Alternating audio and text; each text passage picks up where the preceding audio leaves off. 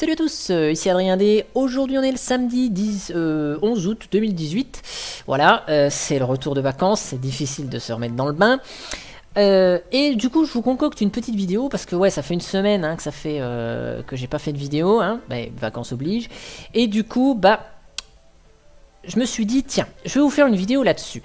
Juste avant de partir en vacances, donc j'ai réfléchi un petit peu à comment optimiser le noyau de Gentoo pour aider English Bob qui a tenté une installation de Gentoo Linux et qui s'est un petit peu ratatiné en live sur YouTube. Donc j'ai étudié un peu le noyau, la compile du noyau pour que ça se passe assez rapidement avec sa machine qui n'est pas un foudre de guerre. Et vu que j'arrive à installer rapidos un noyau, je me suis dit bah tiens, est-ce qu'on pourrait s'installer une Gentoo assez rapidement? En moins de 30 minutes, serait-ce possible? Et bien c'est le but de cette vidéo. C'est de la totale impro, j'en sais strictement rien si ça va marcher ou pas. Donc on verra bien ce que ça va donner. Donc je vais faire une machine virtuelle sur le HDD, pas sur les SSD, avec 2 CPU. D'ailleurs je vais même peut-être supprimer celle-là. Voilà. Pour en refaire une correctement. 2 CPU, 2 cœurs. 4 Go de RAM, même si les 4 Go on n'en aura pas besoin parce qu'il n'y aura pas d'interface graphique. 3 ou 2 ça pourrait faire l'affaire. Sur le HDD, je vais me baser sur le tuto que j'avais fait, installer Gentoo facilement. Il y a des petites coquilles, je les ai vues avant pour faire mon petit test là pour English Bob. Donc je les corrigerai assez rapidement, vous inquiétez pas. Donc je vais faire ma machine virtuelle. Donc custom, ok. Donc là à l'image ISO, je vais prendre la dernière que j'ai téléchargée juste avant d'enregistrer cette vidéo. Voilà, next. Donc test Gentoo. Voilà. Et puis une semaine sans taper sur un clavier, j'ai du mal à me remettre dedans.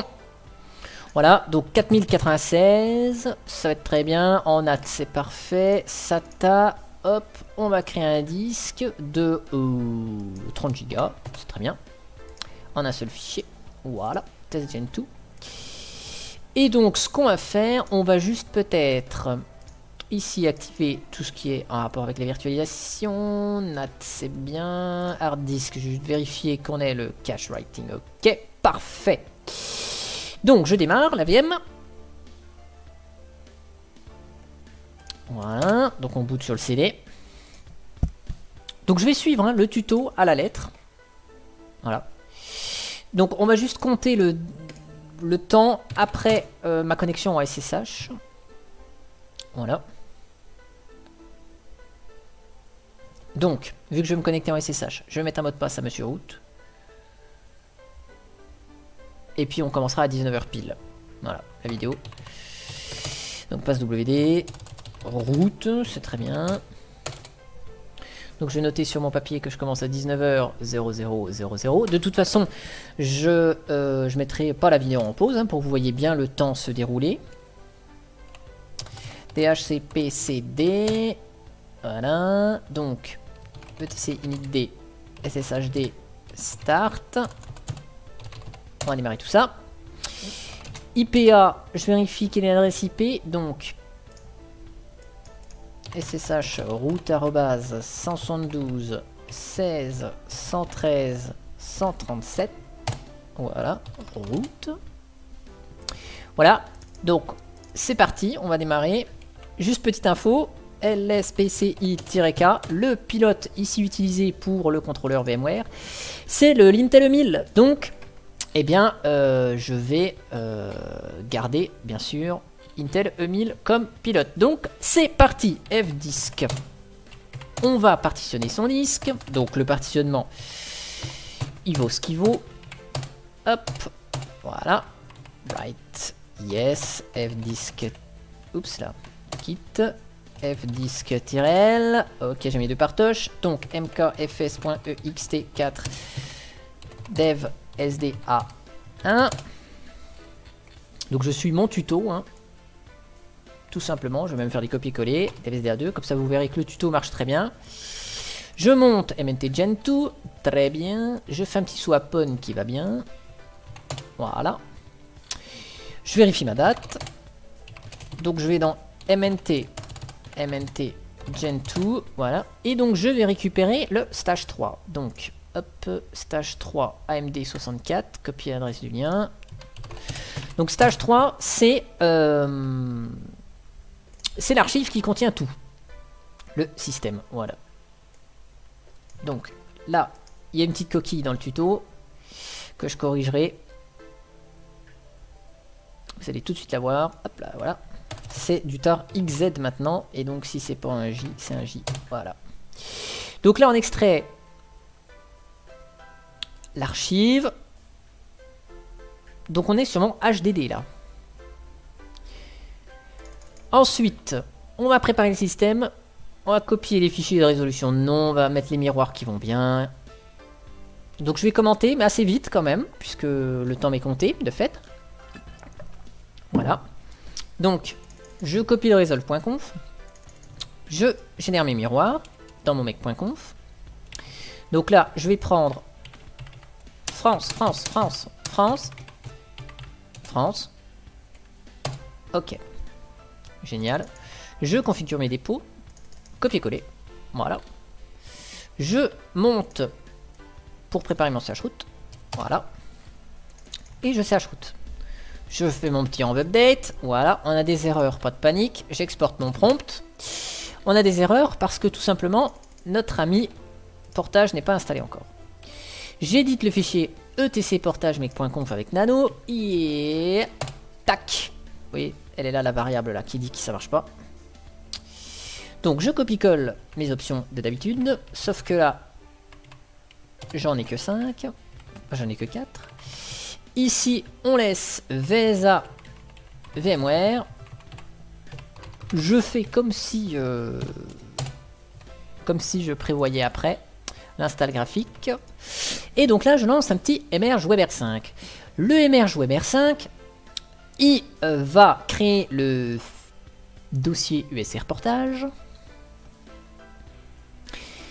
Il récupère le dernier snapshot de portage. Donc l'ensemble des fichiers qui dit on a tel logiciel en telle version dans Gentoo. Et il synchronise tout ça avec l'arbre local. Bon, l'arbre local Gentoo, bah, il est vide, donc il se passe rien du tout. Il va juste copier tous les nouveaux fichiers. Si jamais vous avez des problèmes pour mettre à jour avec Emerge-5 ou EX-5, vous pourrez réutiliser Emerge WebR5 pour vous dépanner si jamais tout est cassé. Voilà. Donc là, il m'a tout copié. Hop, je recharge mon environnement. J'ai plus de message d'erreur. Je remets mon prompt. Je fais mon petit select profil list. Je vérifie que je suis en profil stable. Si on est en desktop, si on fait un environnement de bureau, on prend celui-là. Donc là, c'est OK. On peut mettre à jour le world. Là, je vais pas le faire. Un petit coup de nano etc localgen. Voilà. Et on fout la variable français UTF-8 dans mon cas. Et on fait un petit localgen. Yeah. Je vais sélectionner maintenant mon français. Voilà.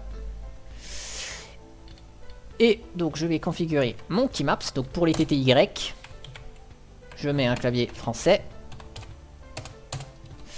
Yeah. Et je recharge l'environnement et tout le bazar. Voilà. On met le fuseau horaire, ETC local time. Enfin, Echo Europe Paris dans ETC time zone. Et on configure time zone data. Voilà.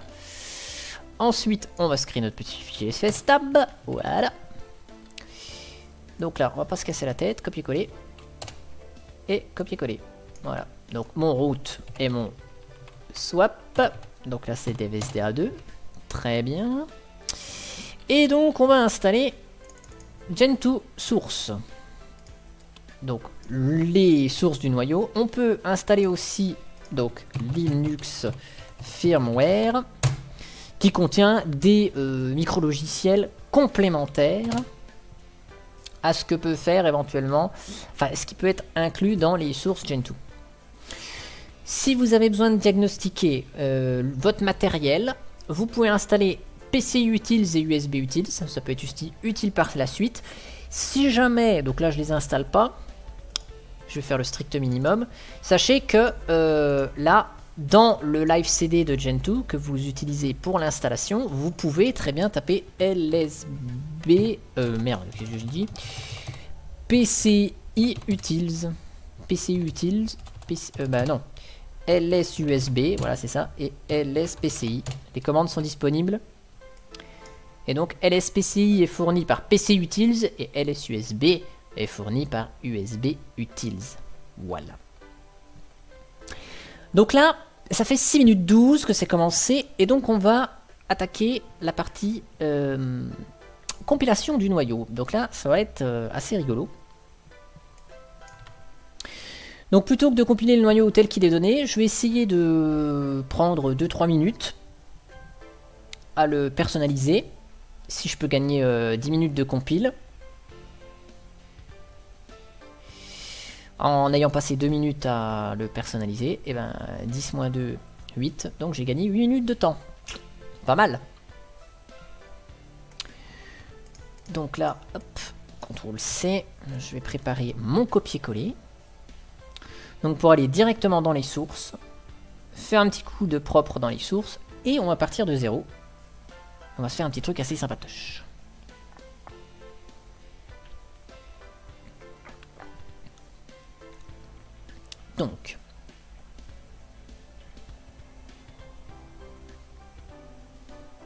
Donc là vous voyez vraiment en temps réel, hein, et vous avez d'ailleurs mon horloge, hein, je n'accélère rien du tout. Allez, allez. Par contre, ce serait bien que ça se dépêche. Même si le voyant du disque dur, il s'excite pas vraiment. Hein. Il n'est pas vraiment sollicité.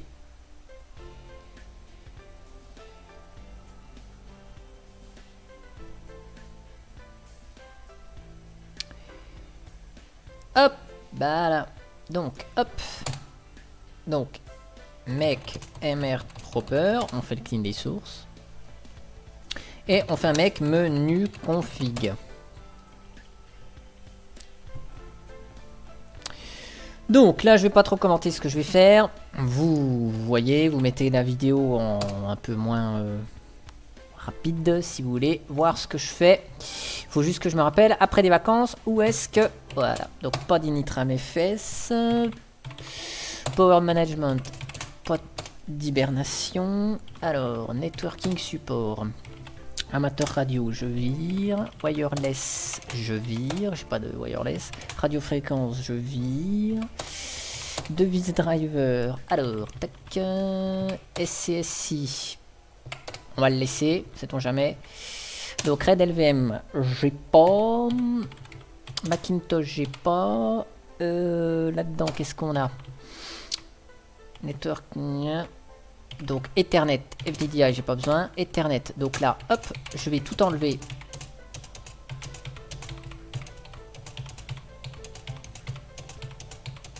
Sauf le Intel 1000, hein, on a dit.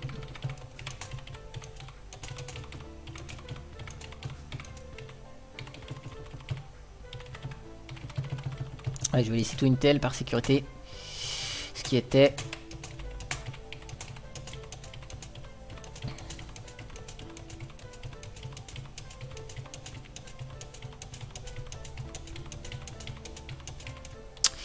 Voilà, ça c'est pas mal. Donc, il n'y a plus rien. Wireless, on enlève. USB Network Adaptateur, j'en ai pas. Allez, on rajoute ça pour le fun parce qu'on est sur VMware. Exit. Doc, doc, doc. Input device support. Qu'est-ce que j'ai là-dedans? Si je peux enlever les joysticks, les tablettes, les touchscreens. Là-dedans, il y a quoi? Ouais, on enlève tout. Ok.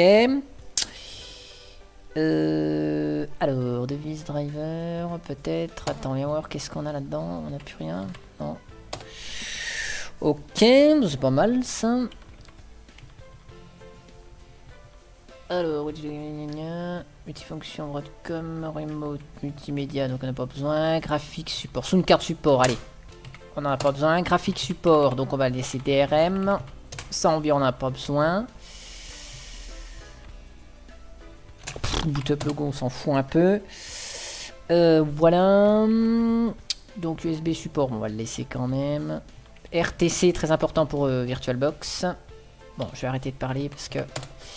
Voilà, file system, ext2, on s'en fout. Donc 4 c'est ok, le reste on n'a pas besoin.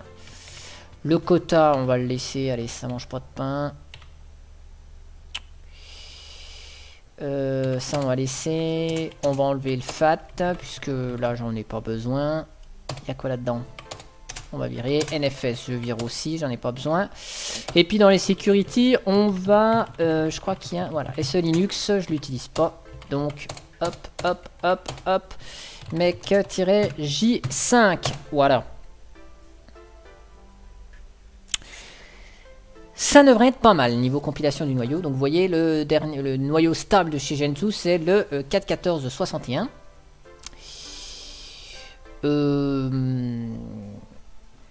On va gagner un petit peu de temps à la limite pendant que ça compile.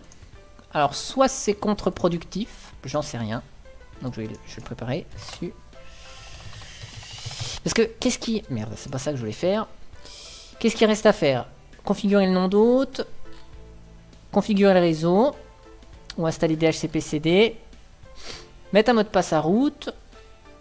Réactiver SSH. Et installer Grub. Donc ce qu'on va faire... on va ouvrir une deuxième session. On va faire un deuxième chroot. Comme ça on aura une deuxième console. Donc on va juste faire chroot. Alors chroot, tout est déjà monté, hein. mnt gentoo bin bash. Voilà. Tac. Et puis on va refaire ça. Et ça, voilà. Et comme ça on va préparer tranquillou dans notre deuxième console l'installation de Grub. Donc ce sera un Grub 2 hein, pour nous.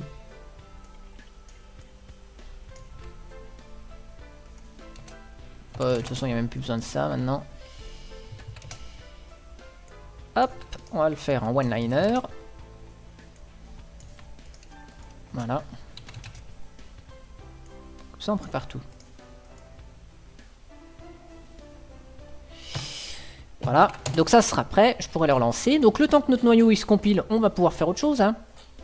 Donc je suis toujours mon tuto. Hein. On va configurer notre nom d'hôte. Optionnel, mais on a le temps. Voilà, ça peut être sympa. Donc on va juste vérifier que net ifrc est bien installé comme paquet. Voilà, donc là il est à réinstaller, donc il est bien installé. On va donc gérer notre réseau. Donc mon interface réseau c'est ça. Donc nano-w pour éviter le retour à la ligne foireux. etc conf.d net. Voilà. On va faire un petit config. Vous voyez, comme ça on gagne un petit peu de temps. Hein. Égal. Donc DHCP. Voilà. Ensuite, on va dans etc-id. Voilà. Et donc on fait un ln-v. Donc voilà, ça fonctionne comme ça avec Gentoo. On fait un lien symbolique de net.hello vers net. Le nom de l'interface. Voilà. En fait, le script net va automatiquement détecter le nom de l'interface après le point. Et donc on ajoute ce script. Voilà. Au run level default. On va éditer sshd config, parce que là je vais pas faire un autre compte. Donc permit root login, on va le foutre à yes. Je pourrais créer un autre compte utilisateur, hein, là j'ai largement le temps. Voilà, et je vais ajouter sshd au run level default. Wouh. Ok. Et donc là il me reste plus qu'à installer Grub.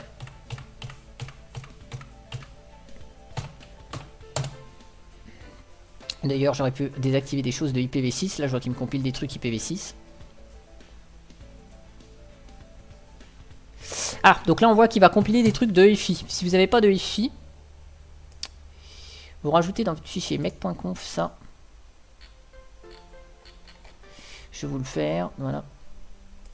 VI, ETC. Ah ouais, VI nano. VI n'est pas dedans. ETC. Portage. mec.conf. Et là-dedans, vous pouvez rajouter une ligne qui s'appelle. Donc voilà, groupe plateforme. C'est des copier-coller. Hein. Et là, vous mettez moins EFI-64. Voilà, pour désactiver la plateforme EFI64. Ici. Ça, c'est le nom de la valeur. Et comme ça, si je relance, ici, normalement, je dois avoir juste Grub en mode PC. Donc, il va pas m'installer... non, ça marche pas. Oh, le petit coquin. Je pensais que ça marchait.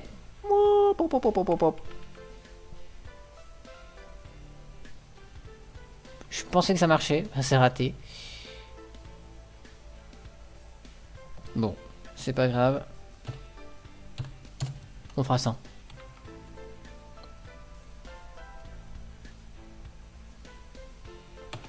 Mais c'est vraiment bizarre ce truc. Bon, c'est pas grave. Pas grave. Donc on lancera l'installation une fois que tout sera compilé. Histoire de pas surcharger la machine. De toute façon, il n'y a pas le feu. Il est 19h17, ça fait 17 minutes que c'est commencé. Hein. Donc on a encore 13 minutes, enfin 12 minutes 30. Donc il n'y a pas le feu. Sachant qu'on peut encore pousser vraiment plus la compile du noyau. Parce que là, de mémoire, hein, ce que j'ai fait... donc j'ai désactivé la veille et l'hibernation, parce qu'on n'en a pas besoin dans une machine virtuelle. J'ai laissé du SCSI, normalement le SATA doit suffire, parce que j'ai mis un adaptateur SATA, mais je laisse le SCSI par acquis de conscience. On a désactivé donc tous les pilotes Ethernet qui servent à rien, pour ne conserver que le Intel 1000 qui est important pour nous. Tout ce qui est réseau Ethernet, donc ça je le dis, tout ce qui est Wi-Fi, tout ce qui est pilote Ethernet USB, là vous savez les adaptateurs, allez hop c'est parti, la compile est finie, tout ce qui est joystick, tablette, touchscreen et compagnie, on désactivait ce Linux, et puis désactiver les systèmes de fichiers qui servent à rien, et les pilotes graphiques. Voilà, donc la compile de notre noyau est terminée. Pendant ce temps-là, il m'installe tranquillement Grub de l'autre côté. Donc on fait un mec module install et mec install. Voilà. Maintenant que c'est compilé, il nous installe les modules et le noyau. Donc si je fais un ls/boot, ls/boot, voilà, on a notre noyau, notre fichier de config, notre système map et notre VM Linux. Je ne fais pas d'initram fs parce que j'ai pas envie.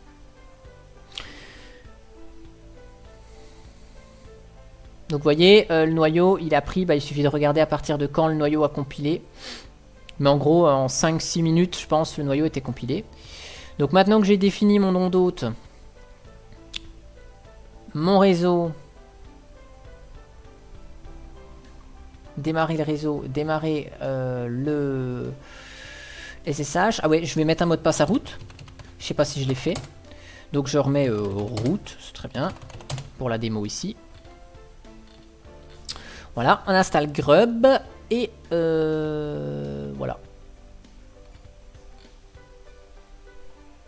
Donc ce qu'on peut faire, on retourne à la racine, puisque en fait, une fois que c'est terminé, on va faire du ménage. Donc ici, à la racine, on peut enlever le fichier stage 3 qui prend de la place.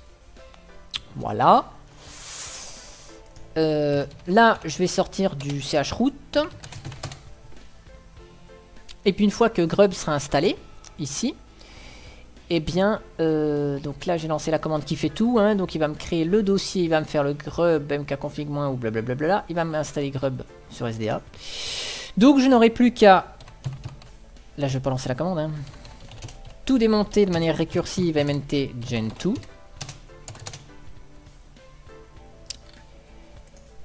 Et de faire un reboot. Voilà. Donc là, bah, on va attendre que Grub soit installé. Donc ça fait 20 minutes qu'on a installé Gen 2. Enfin qu'on a commencé l'installation. Et donc vous voyez, on est à la dernière étape, l'installation de Grub. Je sais pas d'ailleurs si on a un...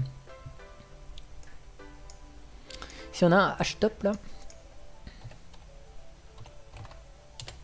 Non, on n'a pas htop, donc on va lancer un top, c'est pas grave.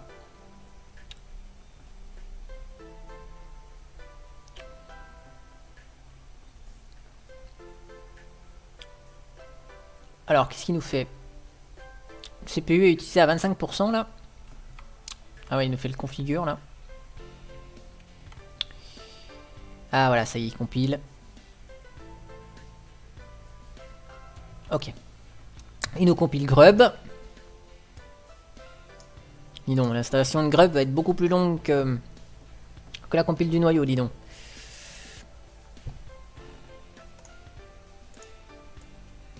Voilà.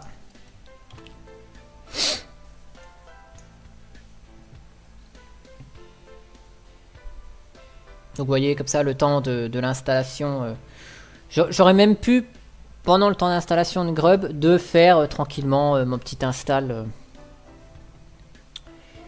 Ma petite personnalisation, mon mot de passe route. Bon, et c'est ça, je voyais, ça prend un peu plus de temps. Je ne savais pas que ça prenait si longtemps que ça, de mémoire, mais bon.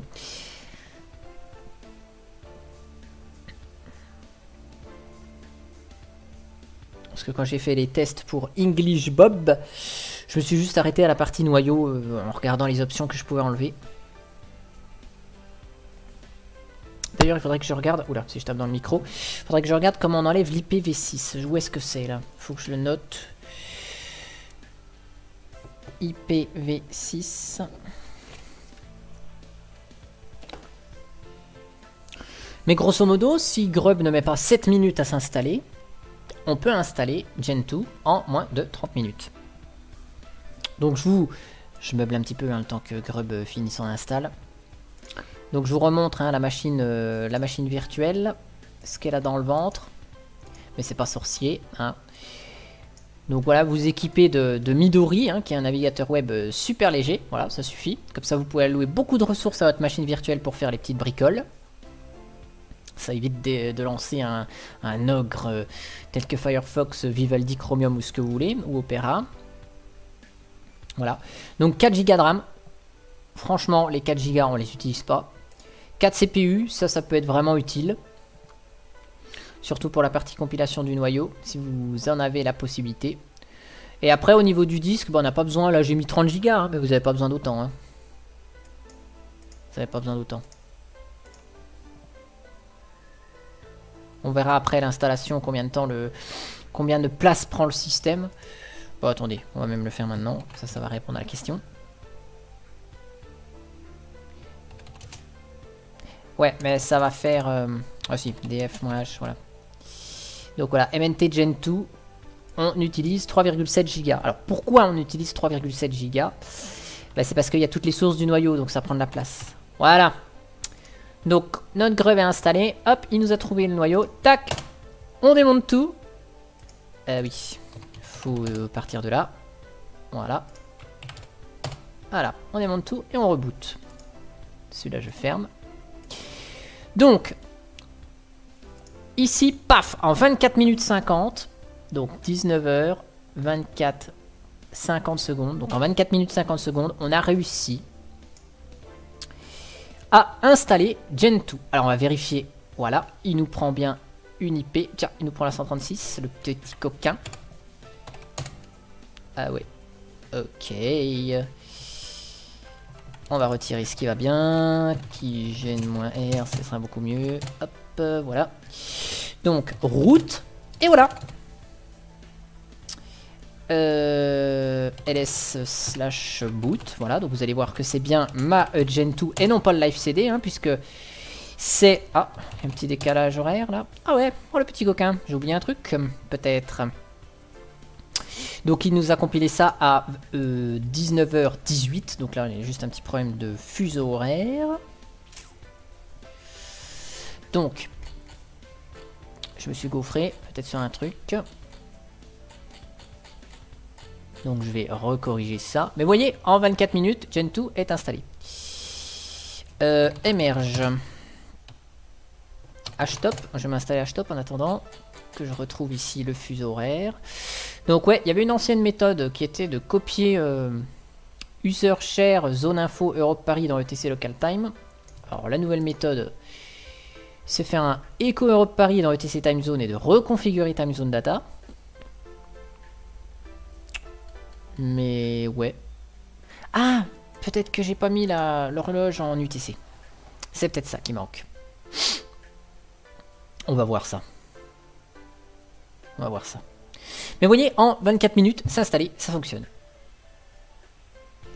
25, allez, parce que 24 minutes 50, ça fait 25 minutes quand même. Donc, je vais juste regarder ce que j'ai dans ETC Time Zone. Ah si, j'ai bien Europe Paris, là. Alors, je refais mon copier-coller. Date.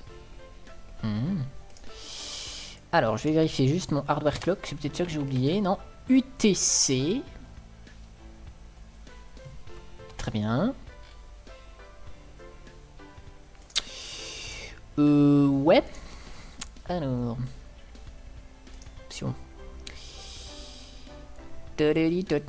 Bon, alors là, oui, il y a peut-être une histoire de time 5 is off, ouais, d'accord, synchronicity time we get, peut-être on peut faire ça.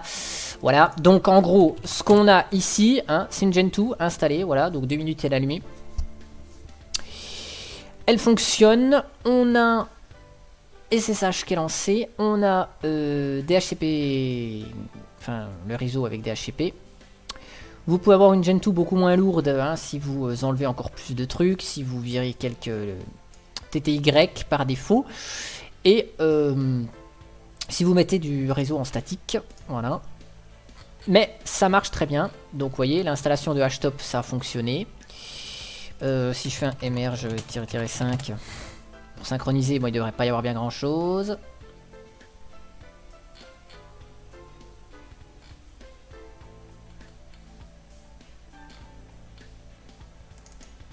Je vais juste chercher vite fait. Ah ouais. Je sais. Décalage de l'heure. On va essayer de faire ça. J'avais fait en plus un... Je vais voir si l'astuce qui fonctionnait avec VirtualBox fonctionne aussi avec VMware. Comme vous avez remarqué, j'ai changé de client de virtualisation. Mais voilà, vous voyez, Gentoo, 24 minutes 50, c'est plié, ça marche. Allez, on dit 25 minutes si jamais il fallait que je fasse des petites bricoles. Là. Il fallait que je fasse des petites bricoles, vous voyez là, j'ai lancé le Grub, l'installation de Grub un petit peu plus rapidement. 25 minutes, c'est réglé. Donc, oui, c'est possible en moins de 30 minutes d'installer Gentoo dans une machine virtuelle. Après, si vous avez une machine réelle, un serveur ou autre, il faut ajouter le pilote RAID. Vous voyez, moi j'ai enlevé LVM et RAID, mais si vous faites du LVM ou du RAID logiciel, il faut l'ajouter. Si vous avez plusieurs systèmes de fichiers, il faut les ajouter.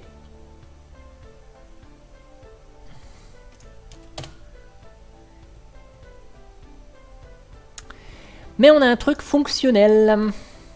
Voilà. Donc voilà, c'est ça que je voulais faire. Je vais le faire là-dedans. En route.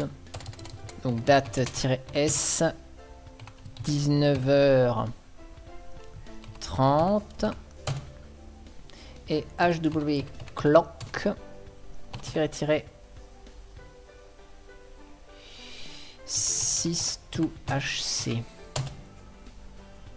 Je pense que ça règle le problème. On redémarrera juste après. Sinon il suffit, peu importe le client de virtualisation, de synchroniser le temps, voilà.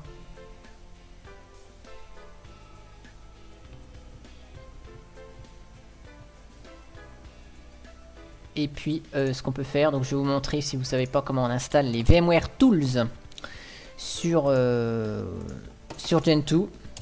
Donc en fait vous installez le paquet OpenVM Tools qui est l'outil libre. Dans plein de distributions Linux ça s'appelle OpenVM Tools. Donc là bien sûr il faut démasquer des petites choses. Sur Calculate Linux vous avez forcément un OpenVM Tools disponible ici, donc lui il est démasqué chez Calculate, pas de problème. Et puis ouais, si vous voulez installer donc le pilote graphique uniquement pour avoir les diverses affichages graphiques, vous installez le XF86 mais qui est poussé de fait par le voilà, vidéo VMware, voilà, vous installez celui-là, mais qui est poussé automatiquement par la ligne qu'on a mis dans le mec.conf vidéo cards à VMware, voilà. Voilà. Donc là après vous pouvez installer OpenVM Tools et le fait d'installer OpenVM Tools vous permet d'avoir les infos ici, pardon, hop, on va y arriver, tac, voilà, vous permet d'avoir les infos ici remontées par la machine virtuelle dans VMware. Voilà. Et ben en tout cas j'espère que cette vidéo vous aura plu. C'était un petit défi assez rigolo à faire, hein, mais bon, voilà, au moins ça répond à la question. Et moi, bah, je vous dis à bientôt pour une prochaine vidéo. Allez, ciao. Ah oui, si, non, partez pas tout de suite. J'ai oublié de vous dire, au niveau de l'installation, enfin vous savez la petite manip là que j'ai fait, le HW Clock là. J'allais supprimer ma machine virtuelle, mais la petite manip que j'ai faite, ça marche, hein. Du coup, vous voyez, hop, je vous montre juste, j'ai oublié de vous le montrer, parce que j'ai arrêté, route, voilà, si je fais un date, cette fois-ci j'ai bien la bonne date, voilà, je voulais vous le préciser avant de détruire la machine virtuelle, voilà, donc je vous redis à bientôt pour une prochaine vidéo, allez, ciao.